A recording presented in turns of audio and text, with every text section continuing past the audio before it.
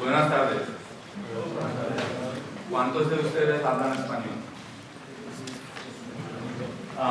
Muy bien, gracias. En honor de la Semana Internacional de Cañada College, yo debería dar la charla en español, pero como inglés es el idioma común y por respeto a los no hispanoparlantes, voy a dar la charla en inglés. So, how many of you felt uncomfortable with that?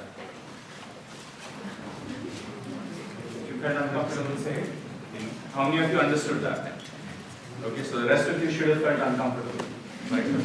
So, this is what your fellow classmates who are maybe English as a second language learners or whose principal language isn't English go through every, all their time in class. So I just want you to be aware of that. I want you to make you feel uncomfortable listening to a language that isn't your primary language. Okay? Just be aware that a lot of your classmates are going through this. Okay. This is International Week at Cañada College, so the flavor of my talk is going to be a little bit different from the others that you've listened to, which is going to be a little bit, it's not going to be as technical.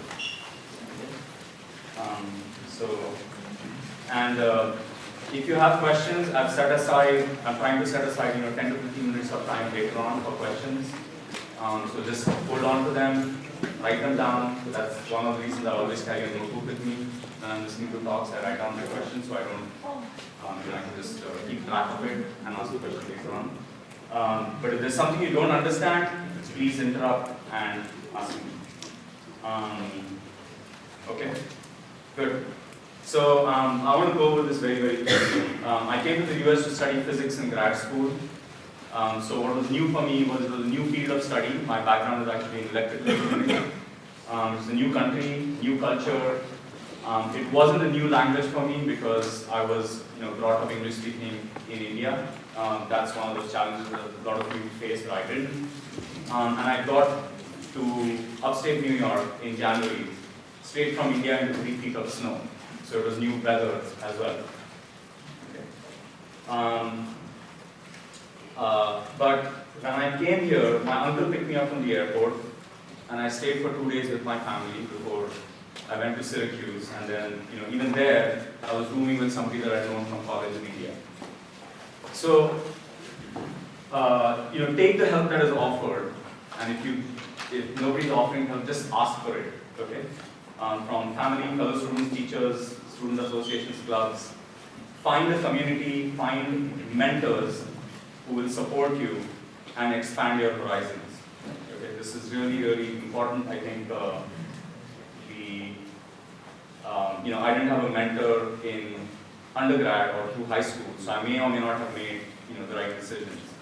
I think finding a mentor is really helpful. To the extent that when I joined Rocket Fuel, within a month I went and asked for one of the senior engineers. I went and asked him whether he would be my mentor. And then when he left, I went and asked a woman in the finance department whether she would be my mentor, just to give you a different perspective of things. It's been incredibly helpful. Okay, for a lot of you, especially if you're sort of either first generation in college or first generation in the US, there's going to be what I call the pressure of expectations. There's a lot riding on you in some sense. It's actually, I call it it's sort of the curse on the force to succeed. So what I'm doing here is I'm giving you permission to shed that pressure, okay? Take the pressure off yourself. Do your absolute best, okay? That's what you can control. But don't measure yourself by external metrics of success, okay? You don't have to get to the top. Not everybody can get to the top by whatever your metric of getting to the top is. Okay? Not everybody can get to the top. But even if you don't get to the top, you can be a shoulder for somebody else to stand on. Okay? The next generation, maybe from your family, from your community, and each. This is sort of, it's a broader statement. It's not just for sort of immigrants or something like that. but you'll make it easier for the next generation. It's going to get better with every iteration. Okay? So just think of your success in STEM in those terms. So one of the things I learned in grad school in physics was that solving problems isn't the hard part. You know, the really hard part is asking the right questions and looking for and finding good opportunities. Most of the time, once you define a problem, you know, you should be able to solve it, and almost anybody can solve it. Most problems are solvable. You know, you've got textbooks full of problems that are solved, right? So yeah, again, it's sort of good STEM is about asking the right questions, okay? And whether the good opportunities in terms of a good question that helps you understand the world, or whether it's a business opportunity, that's what you should be looking for. So on to the sort of international aspect of it. I worked in physics for a number of years after grad school and in a number of places with people from all over the world. You know, certainly since most of my career was being in the US in physics, people from the US, Europe, India, China, Mexico, Argentina, Venezuela, Africa, Palestine, Israel, etc. So I want to emphasize to you that STEM is extremely international. You know, we don't see it in the Bay Area. It sort of seems all completely English dominated. You know, we think, oh, science, technology, engineering, math, all of that takes place in English. It's simply not true. Okay? I lived for 2 years in Spain, and I just learned to do physics in Spanish. Okay? And it's not that it can be done, it just is done all the time, all over the world. And I do want to show you this video if I can get to it. Just very, very.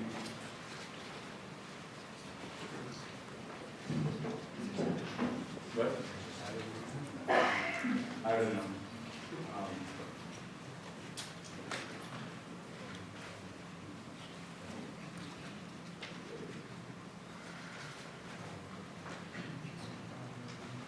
That's because I need new glasses. Okay, and I don't expect you to understand any of it, okay? But there is a point. I just want you to listen to it for a little bit. There is a point. Sound? Oh. De moment no coneixem més, perquè no hem hagut de veure jo dir que és algo impossible. Qui sap si hi ha alguna més allà. Però si no és una moment és més petit que el moment coneixem. Les partícules són elementals. Fixa, torna a la imatge que tenim de l'àtom. Oi que tots, quan pensem en un àtom, ens imaginem més o menys així? Això és una il·lustració que no està realment d'escala. Fixa't que aquest nucli, si fos aquest tamany dels electrons, haurien d'estar, vamos, quasi a la torre del Montjuïc, però són miques més enllà. So,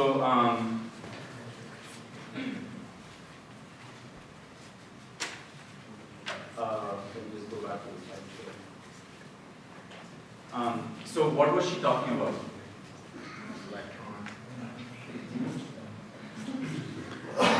Yeah? Electrons in an atom. So she was actually talking about modern physics. What language was she speaking in? No, she was not. She was actually speaking in Catalan. So that's why the subtitles. So I can't understand Catalan. I can pick up a few words, particularly physics words. But she was speaking. She's a Spanish physicist. She was speaking in Catalan, which is one of the regional languages in Spain. And that's why the subtitles were in Spanish. Okay, for the rest of the Spanish community, for the TV program. But what I wanted you to get from that was, so that's a physicist. You can clearly see her excitement about physics, and and she's talking in Catalan. I just wanted you to get that physics can be done in any language. Okay, I don't know. It's important to me. That's why I kind of mentioned it. So anyway, so after 2 years in Spain, at some point I spent 8 years as a full-time mom. I know it doesn't look like that, but think of mom as a role. That was a role that I was filling. Okay? During that time, I did do STEM-related stuff. I ran a recreational math club for middle school students. I did a statistical analysis of personality tests. How many of you have taken these personality tests? Myers-Briggs, I don't know what else there is. There's a whole bunch of personality tests out there. Once you go out in the workforce, you're going to be taking more of these because corporate America believes in them. Okay? Statistically, they are nonsense. Okay? You might as well just read your horoscope. And you can actually, and this is one of the kind of things from STEM. It teaches you, it gives you tools to analyze these kinds of things and say, does this really make sense? The difference between one personality and the other. What does that mean? Just an example. I also did some statistics for a friend of mine who was doing a master's in social work thesis, which was very, in some sense, impactful work, and it was the first work that I did that I felt was had some social impact. She was studying the effect of interventions with families that had different kinds of problems. Now what I'm doing is I'm doing data science in tech in the Bay Area. What Rocket Fuel does is advertising technology. I might come to that, I might not.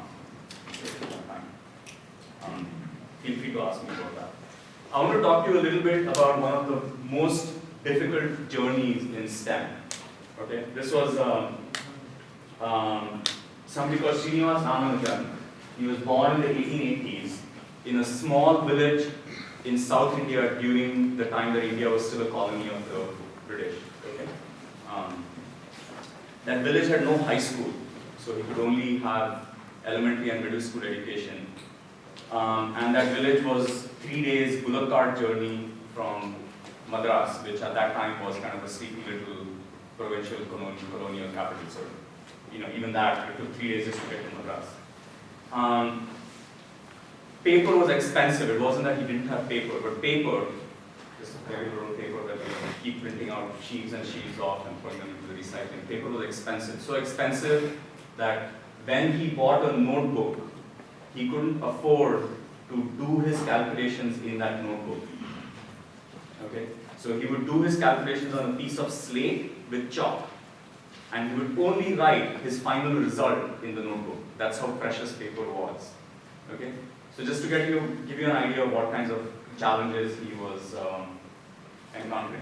At some point, some acquaintance of one of his teachers in middle school gave him a math problem book. Okay, and Ramanujan just took that book, which is just 100 or 150 problems, and he just solved every single one of those problems. And it was only later on that people realized that this book was actually a problem of open problems in math that the world's leading mathematicians were actually working on. These were research problems in math and just trying to solve them all. Okay? That didn't immediately lead to success for him because he was in this backwater in India. Nobody knew about it. He got a job as a clerk, okay, just doing accounts. And then someone sent his work to two mathematicians in Oxford. They kind of looked at this envelope, filled with colorful stamps from India, big fat envelope, and they just thought, some crackpot, set it aside, right? Finally, after some months of this, they finally looked at it and they were amazed at what they found out there. They first just completely disbelieved it because they were seeing new results. Okay, and he hadn't included any of the proofs, so they didn't know whether this was right or not. But one of them luckily decided to stay with it, and he looked and he was able to prove some of them, and then he said, no, I think this is real. Okay, so that's sort of the next step in Ramanujan's journey. He was invited to Oxford, he shared his results, he collaborated with these top mathematicians, and even today, after sort of almost 100 years after he died, some of his conjectures or some of the results are still being examined by modern mathematicians. Okay, 100 years later, there's stuff in his notebooks that hasn't been fully understood. There's a great biography of Ramanujan. It's one of the few books that I buy multiple copies of because I love the book so much I just want people to read it. Okay, it's called The Man Who Knew Infinity. There is a sort of tragic end to this story because he was in London. He was, there was some disease, he was hospitalized, but they didn't diagnose the disease because they never realized that it was actually a very simple, curable disease that he picked up in India. But in London, they didn't even diagnose it. It's a curable disease, they didn't diagnose it, and he died at 40 alone in London. And this is at a time when it took 5 weeks for a letter to get from London to India to his to his mother and his wife. So okay. So what's the point of that story? The point of that story is not, I'm not going to stand here in front of you and say, if he can do it, you can do it. Okay? Because those obstacles that he faced, the way that he persevered in the face of all of those obstacles, the solutions he found, the luck that he had, that's actually intimidating. I don't think I could overcome, a tenth of those problems. I haven't had to. Okay? Not all of us can, at the end of all of those obstacles, become sort of the world-leading mathematicians, scientists, musicians, doctors, humanists, what have you. Not all of us can do that. Okay? But what I will say to you is that all of you can have your own story. Okay? You will face and overcome your own obstacles in your own way, and that's going to lead to your own success. Okay? So that's kind of the message I want to take away from Ramanan's story. Okay? And again, I really encourage you to read that book, which is fascinating. Okay, so a few takeaways. This is not Google Translate, it didn't make a mistake. Okay. Anyway, so the takeaways from this first part is, revel in the new. Okay, a lot of you are encountering new things, new culture, languages, friends, community, field of study. Use it to expand your own horizons. I don't have any practical way of telling you how to do that. Just look for opportunity. And don't expand just your horizons, because you're actually going to be expanding the horizons of the indigenous population as well. Accept or ask for help. Look for community and mentors. Remember that even if you don't get to the top, you're enabling someone else to do so. And then, for those of you, particularly for those of you for whom English is not a first language, just remember STEM actually takes place in every language on Earth. Okay? Part 2. Why STEM? Okay. What are the big problems that we face? Okay, so my big problem is what smartphone should I buy? Okay, but seriously, okay, what are the really big problems we all face? I want, Food, population, size, management. Okay, so size of the population, Addiction to fossil fuels. addiction to fossil fuels. Okay, but that itself is not a problem, right? What is it leading to? Climate change, okay, good. So addiction to fossil fuels is causing climate change. What else? Income inequality. Pardon? Income inequality. Income inequality, great. Clean drinking water. Clean drinking water. Drinking water.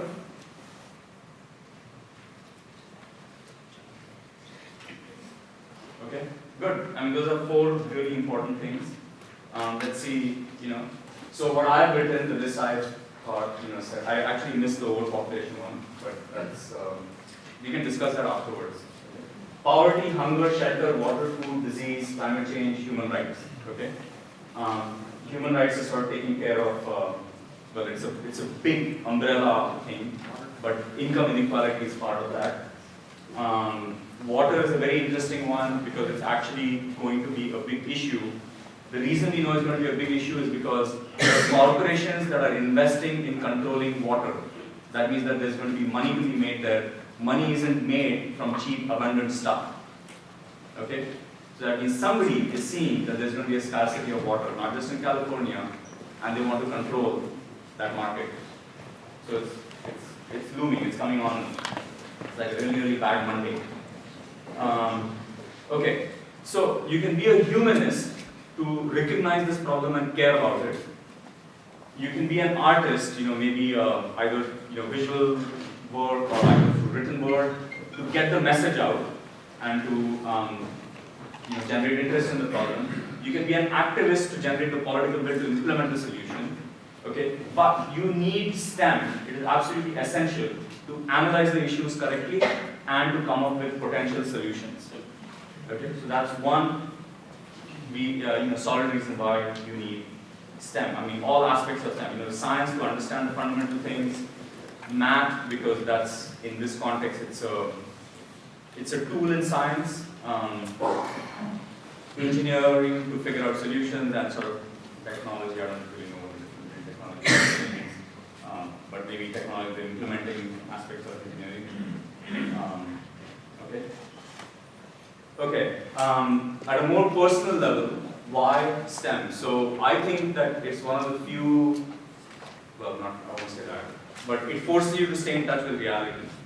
Okay, with the natural world, what really happens in the natural world. It teaches you analytical skills. It teaches you skepticism. It gives you the ability to look at numbers that are presented to you, either say by politicians or in the mainstream media, and you can just go through those numbers yourself and say, does that seem right? Is that even possible? Say in terms of the debt per capita in the US or the amount of money that was given to banks, things like that. It allows you to think about all these questions, the skepticism, and it enables you to think for yourself. STEM gives you, like very few other things, transferable skills. Okay, I know lots of people, STEM people, who are now doing art. Okay, in their 40s, they want to paint stuff, throw paint on things. Sorry, I'm not really being that dismissive about it. That's the kind of art that I do. Okay, but anyway, which doesn't require any craft or ability. But how many artists do you know who've been artists and have studied art and who are doing STEM? Yeah, but he was a Renaissance man. He was everything. Also, he died 400 years ago.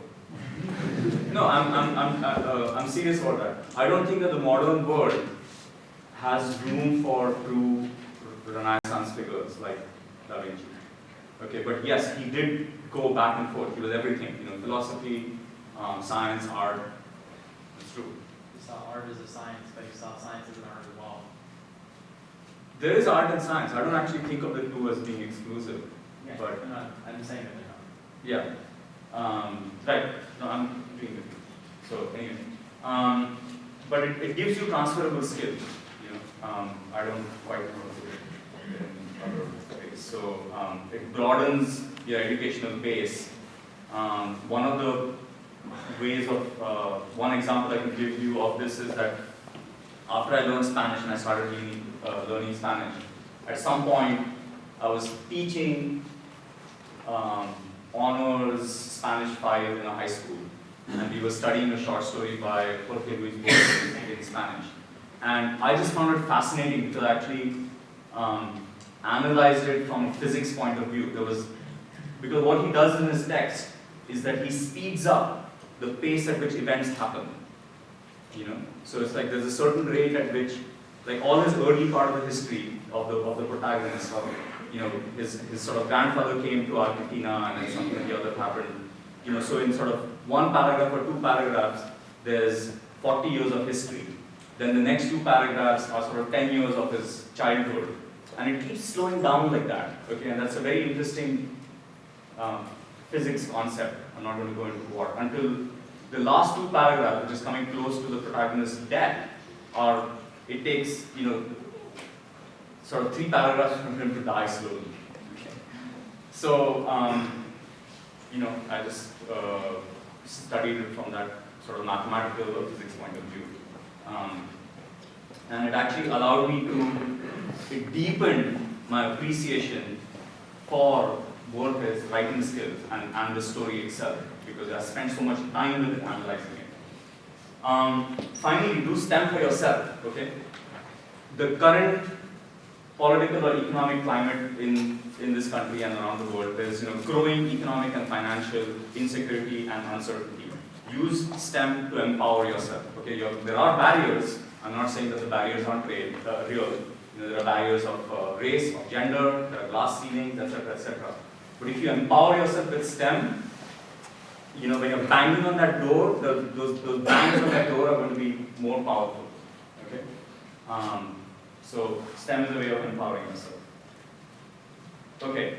Because this is international week, and because this is a theme relatively sort of close to my heart, I want to talk about why, minorities in STEM. It's a lot of there's sort of corporate HR speak in minorities in STEM. It's not to increase the diversity of the corporate workforce. Okay, you're going to hear that a lot. I don't care about that. It's not because it is good for the company's bottom line. Okay, that's not the reason that there should be more minorities in STEM.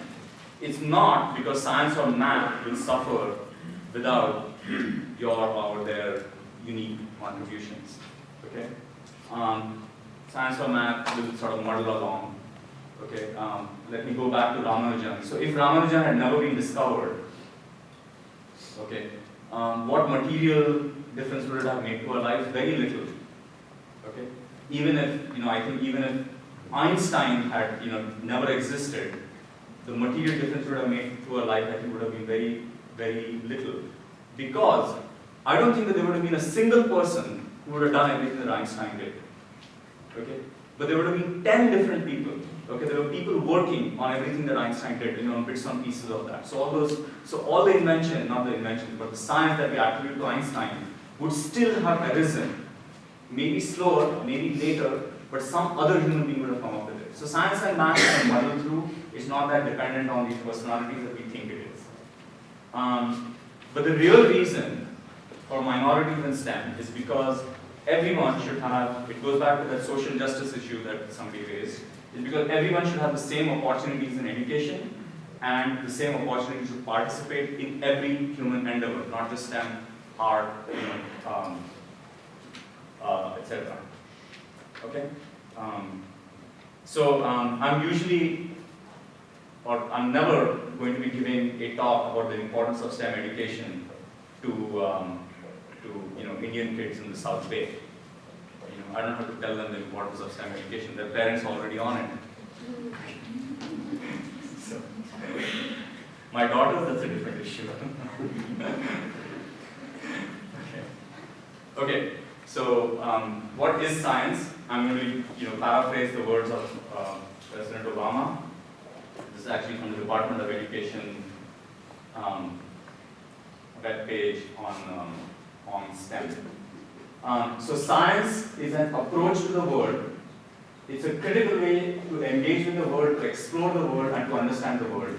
And then this part I added is to actually see and appreciate the beauty of the world in a deeper way, and then change it. Okay, it gives you the capacity to change it. Not the beauty part, but the rest of it. But you can change the beauty part. So that's science. Now, this is going to seem, the next thing is going to seem completely out of the blue, but I don't really, it's super important. Learn to code. Okay. I can't emphasize this enough. I've been trying.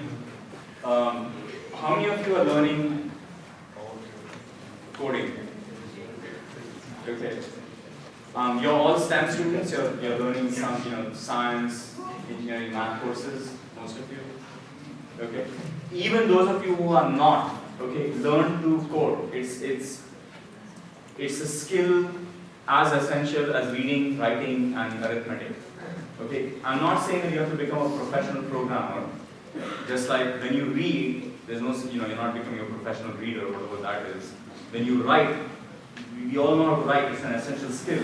I'm not expecting you to be a fiction writer. Okay. And arithmetic, it's a basic skill. It's like learning to walk. I'm not expecting you to become the world's greatest mathematician or a mathematician. Similarly, learn to code. I'm surprised how little this is emphasized even in the Bay Area with 150,000 software programmers out there.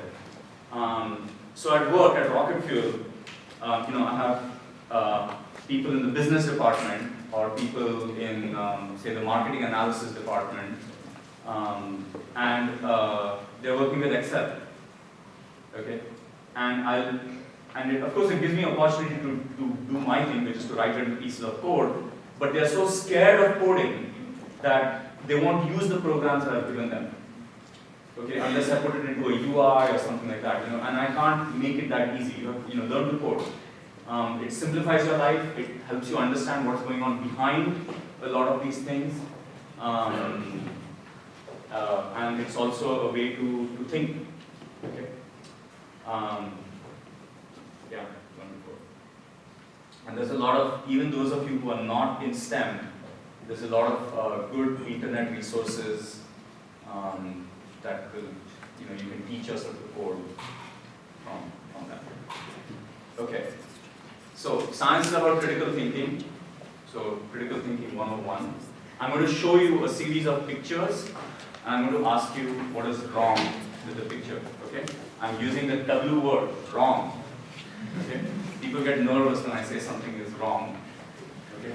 But if nothing is ever wrong, nothing is ever right. You just won't have that, that feeling of rightness with things. Okay. And wrong is not a judgment. It's not a personal judgment. It's just, I think there's something wrong. This is disturbing. It's not in accordance with the natural world. I'm not saying it's not a good painting. That's not what I'm saying. It's just a sort of statement of fact. Okay. So this is going to be open to the audience. Okay. So what's wrong with this?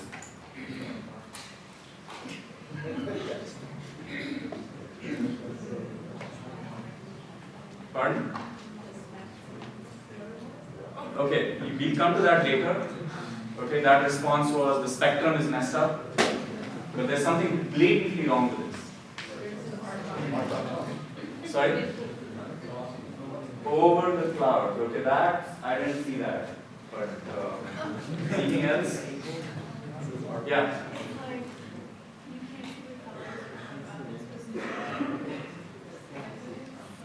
Yeah, okay, so that's a really good point. This looks like it's a sort of a ribbon of colors, right? Whereas when you see a rainbow, the colors are sort of flat. They're always exposed to us completely, right? Okay, so that's a good point.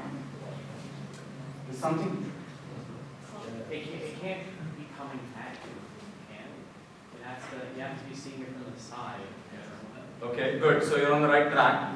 It's got something to do with shape. Okay, what's the shape of that curve? It's a parabola or an ellipse. Have you ever seen an elliptical rainbow? No. You can't see an elliptical rainbow. Rainbows are always circles. Okay? So let's do this experiment now. Okay? And this is something, I'm not going to answer everything. Okay. So how many of you, so this area, you see it as a circle, right? Yeah. Okay. Now if it was facing downwards, you still see it as a circle? No. If it was facing upwards, you still see it as a circle? No. Okay, so now let's see. You're seeing it as a circle. Do you see it as a circle? No. What do you see it as? It's an ellipse, right? So why is it that when you look at the rainbow up in the sky, it doesn't behave like this hula hoop? Okay, when you see it as a circle, your friend, you can try this if you want, have some friend 10 miles away and ask them, do you see it as an ellipse? You would think that the friend, if you see it as a circle, your friend who's 10 miles away is going to see it as an ellipse. It doesn't happen. Every single person who sees the rainbow sees it as a circle. How is that possible? Yeah. Because every rainbow that you see from every position is a different rainbow. It's not the same rainbow. Yeah. Yeah. Yeah. So, okay. So but let's think about that. So does that mean there's a whole bunch of hula hoop rainbows in the sky? No. Okay, good. So I'm not going to fully answer this, but where the point that she's making is the rainbow is not a real object; it's a virtual image. Okay. And here's a really, really beautiful thing I'm going to about rainbows. I just want to. Okay, so I just want to say this. Rainbows are never in the shape of an ellipse. And the reason for that is because each and every person has their own unique rainbow. It's not something that exists out there in the world. It's only an image that is formed on your retina. Okay? And each and every person, I think there's something beautiful about rainbows. It's unique to you, and every single one of you is at the center of that rainbow. There's the geometrical center at the center of the rainbow. I'll maybe later on I draw a figure as to why that was. Okay, why was that funny? Okay, cute. Why was that cute? I think it is cute, right? My 9-year-old thinks it's cute. I think it is cute. I think it's fascinating. Not just cute, though, you know. So when I realize this, it just makes me think more deeply about rainbows. So when I now see a rainbow, I'm sort of thinking about everybody else who's seen that rainbow. Okay. Do any of you watch Parks and Recreation? Okay. So there's this character Andy. What? Okay. I do too. But anyway, so at some point he leaves his job and he's going to get a job somewhere else. So he's sort of giving this goodbye. So the actor is the same actor who was in Jurassic Park 4 or 5 or whatever it was that just came out, right? So big sort of bumbling guy, doesn't quite have everything together. He's living in a pit at the bottom of a construction site. But anyway, he's sort of moving on to a different job and he's saying his goodbye. And he says something like, I'm leaving, bye. Just remember that when you're looking at the moon, I'll be looking at the moon too. It's going to be a different moon, but we'll both be looking at moons. Okay, that doesn't make any sense. It's not a different moon. Okay, it's the same moon. But what he said is true about rainbows. Okay. I don't know. Okay, so you know that tree falling in a forest question? Does a rainbow exist if there is no one to look at it?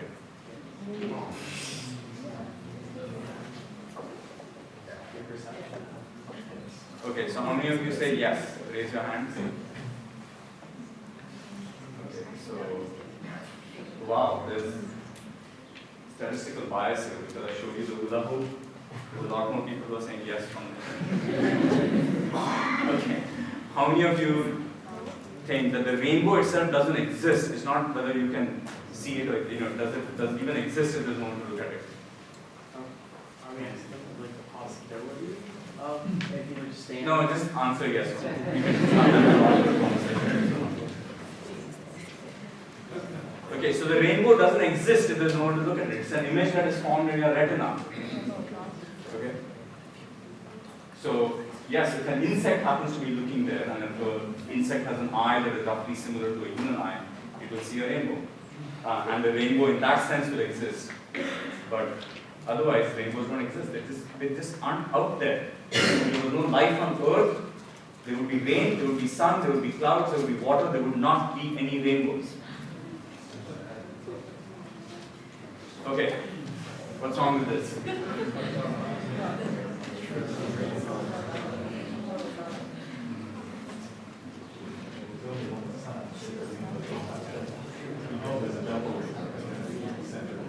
Concentric. Okay, so there's only one sun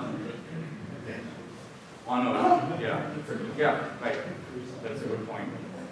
So you can't have 3 rainbows like this because we'll come to the double rainbow in a minute. But even when there is a double rainbow, there actually was one when we had the heavy rains a few days ago.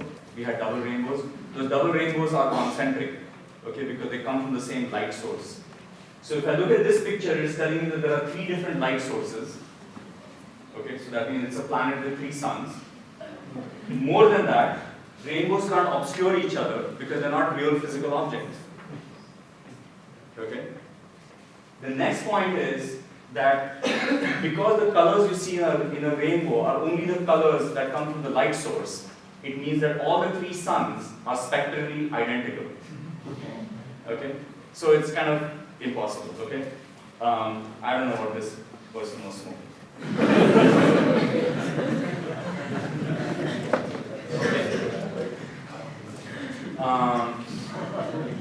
What's wrong with this? A lot. Okay, what's the most standout thing that's wrong with it? Pardon? It's about this one. It's above the sun. So if the sun was above the rainbow, would that have made it any better? No. Okay. There are no clouds. Okay. The sun's beams are going into the rainbow. Okay, that's getting towards what's the relationship? There are three objects, okay, in a rainbow. There's the sun, which is the source of light. There's the rainbow, and there's you. What's the relationship between those three objects? The sun is behind us, so the sun can never be in the same part of the sky as the rainbow. And I forget, there was some, nature writer, I don't think it was Edward Abbey, but I don't know who it was.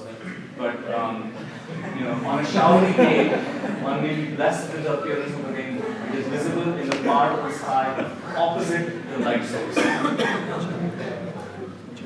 Okay? And yes, that's true. I mean, look, if I had such psychedelic vision, why would I be doing that?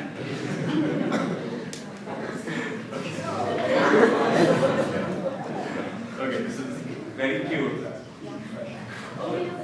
Your turn. What's wrong with this? The spectrum. Okay, so what about the spectrum?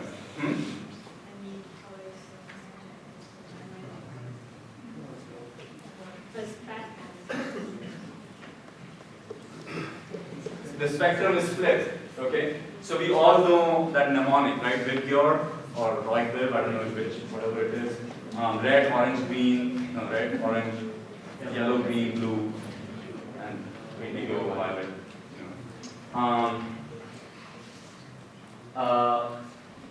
Do you remember seeing the rainbow? Which is the color on the inside? Which is the color on the outside? This is wrong. Okay. The shortest wavelengths, which is blue or indigo or whatever it is on the inside. Okay, the longer wavelengths, which are red, are on the outside. Yes? When you have a double rainbow, isn't the outer rainbow like that? Yes. Good point. It's there. Some artists already did that. Good, so bring that up in a minute. Okay? So, main point that both of them are making, as far as this is concerned, is that the order of the colors is flipped. And so why is this, why does it concern me? Okay? The reason it concerns me, the last point here, is that this is a missed opportunity. So, I imagine some kindergarten teacher saying, oh, paint the rainbow, and some happy kid there, sits there and paints the rainbow, and they've learned Vigor or like when they do that. Okay? But it's a missed opportunity for observation. Okay? And the first part of science is not to explain, it's just to go and observe. Okay? Just go look. And what does the rainbow actually look like? Okay? It doesn't look like this. Okay, so mindful observation of nature and hence of the beauty. The other interesting thing here is that the number of colors that child painted is 6. Okay, there's red, orange, yellow, green, blue, and then violet or whatever you want to call it. So Newton was the first person to split white light into its component colors using a prism. He's the one who came up with the 7. Okay, it's because he had a peculiar religious streak in him. 6 is a number that is associated in the Judeo-Christian Islamic tradition with the devil. So he didn't want 6, so he made it 7. Okay, like what's violet and indigo? Like whoever heard of that? Okay. There are 3 primary colors and there are 3 secondary colors. It makes sense to have 6 as a reasonable color palette. But he made it 7. He was disturbed by 6. Okay. This one. You make your point now. Yeah. There's a double rainbow. When you have a double rainbow, you'll see that the outer rainbow has the colors reverse order, and also between the 2 rainbows, the sky is darker, right? Yes, the sky is darker because there's less light there. Good. That's a really, really great point.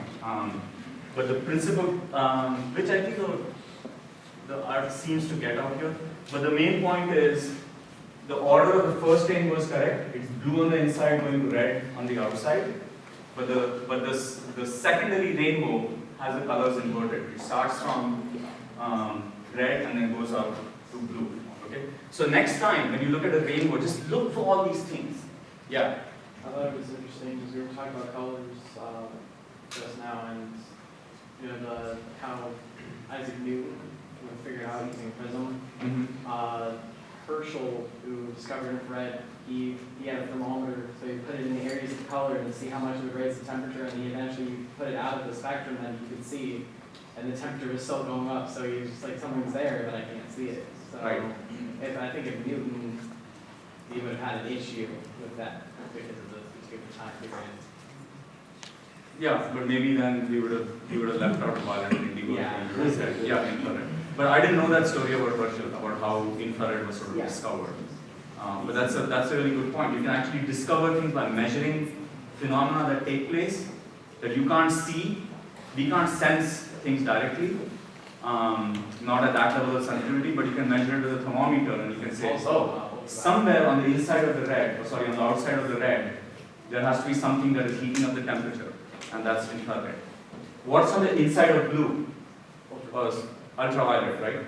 So the electromagnetic spectrum is vast. The colors that we see, human beings, is a very, very small slice of it. So that's actually interesting. So animals or bees who can see in the ultraviolet, they probably see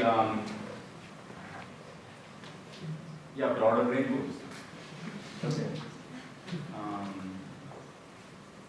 Okay, so that's that. Okay, this one. What is right? It's the same painting as before.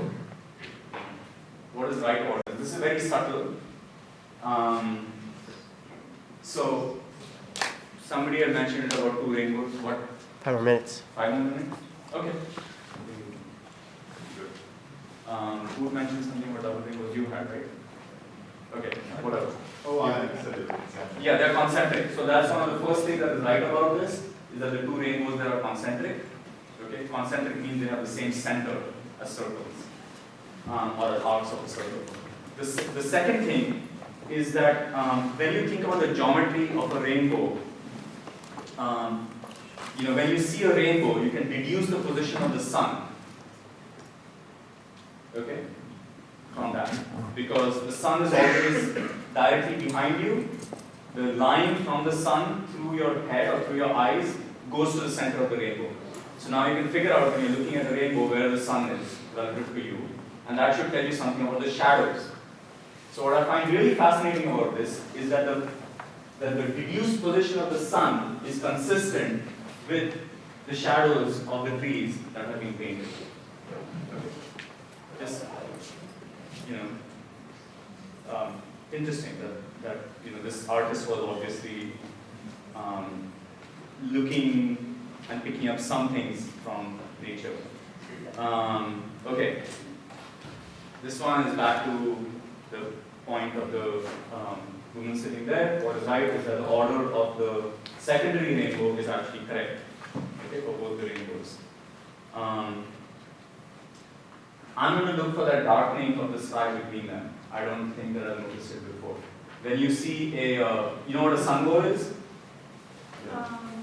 Who knows what a sunbow is? Is that just a rainbow around the sun? It's a bow of colors around the sun. Yeah. Okay. It's also referred to a similar optical phenomenon is called sundogs. And please, this winter, just look at the sun, okay? Because there are sunbows. I mean, I'm amazed at how many people go out there and it's this amazing phenomenon in the sky and nobody looks at it. Okay. So I have seen that with the sunbow. Is that inside the circle is very dark because most of the light is being diffracted to the outside. They're also called sundogs when there are 2 bright spots of light on either side of the sun, and they're called dogs because it looks like they're tracking the sun all the time. Okay, lots of cool stuff out there. Okay, same painting. There are 2 things wrong with this.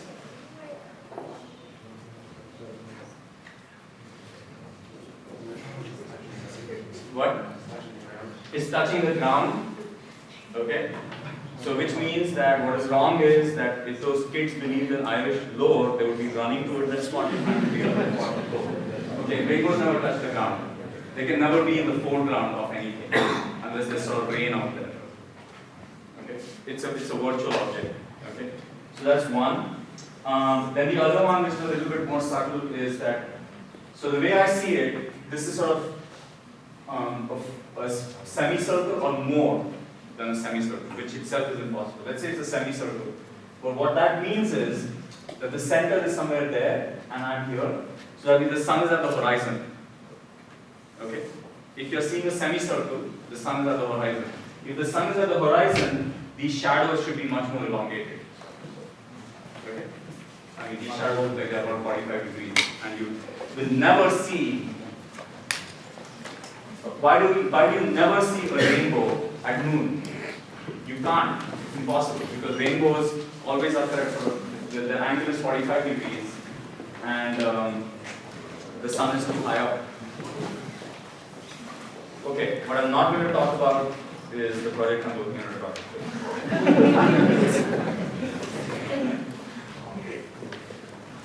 Actually, it's 6 o'clock. If you want to stay over and ask Ranjeet some questions, feel free. But first of all, we want to round of applause.